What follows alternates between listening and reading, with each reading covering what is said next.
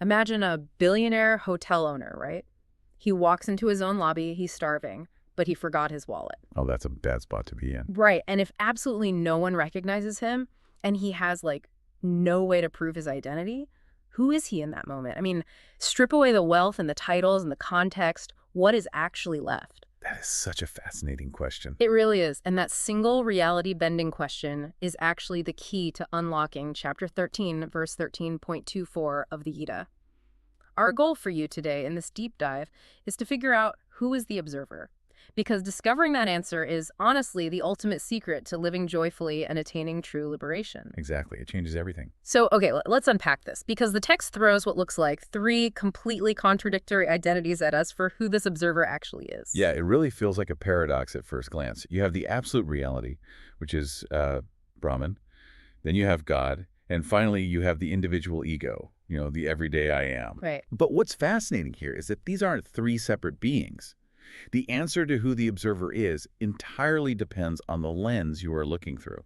Okay, so going back to that hotel owner, if the manager recognizes him and, say, comps his meal, he takes on the role of the creator and provider of that environment. Yeah, exactly. And in the context of the universe, that provider role is God. But if he just sits down, pays his bill, and accepts the limited role of just a regular customer, he adopts that I am identity, like our everyday individual ego. Yeah, that captures the contextual shift perfectly. I mean, when we get caught up in our daily routines, we choose to play the customer.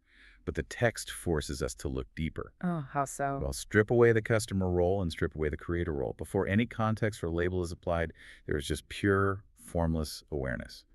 The ultimate unchanging witness. And that is Brahman.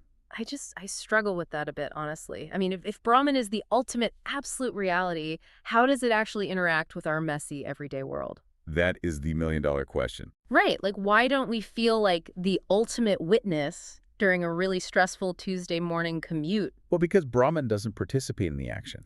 It doesn't prompt you to get angry in traffic. And it doesn't prevent you from stressing over a meeting. So it just watches. Basically, yes. It provides the sheer conscious awareness that allows the human experience to happen at all. Okay, wow. Which makes me think of a TV screen.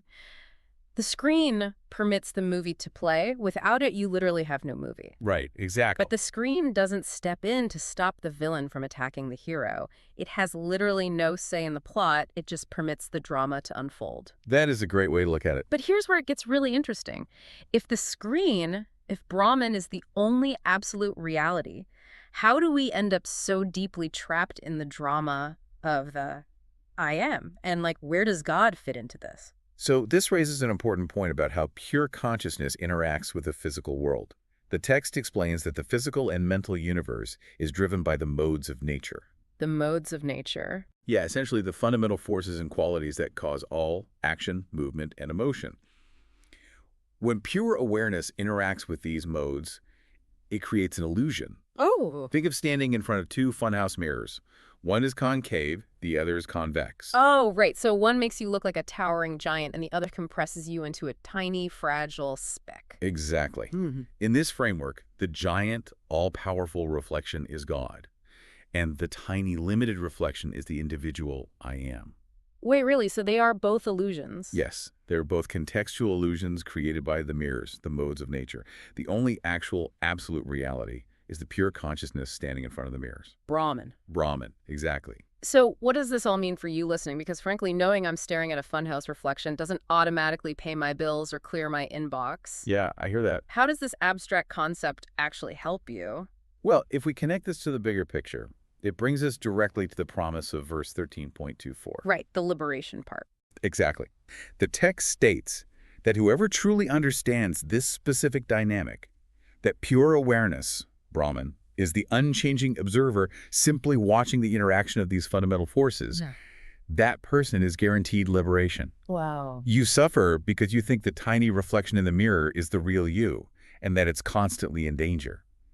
Understanding the mechanism behind the illusion breaks the cycle of suffering. And I have to say, what I found to be the most liberating part of this entire explanation is the sheer lack of preconditions. Oh, absolutely. You don't need to adopt a specific religion or perform complex rituals. Liberation isn't some distant mystical state. Right. It simply means living this exact life, but doing it joyfully because you finally see the mechanics of the illusion. You step back from the intense drama of the movie and realize you are just the screen. Yeah. The movie still plays out, but it can't harm you. Which leaves you with a pretty wild concept to take into your day. If your everyday identity, the stressed out, I am navigating traffic and deadlines, if that is just a distorted, tiny reflection in a funhouse mirror, how would your daily stresses change if you stopped identifying with the reflection and started identifying as the one quietly standing in front of the glass?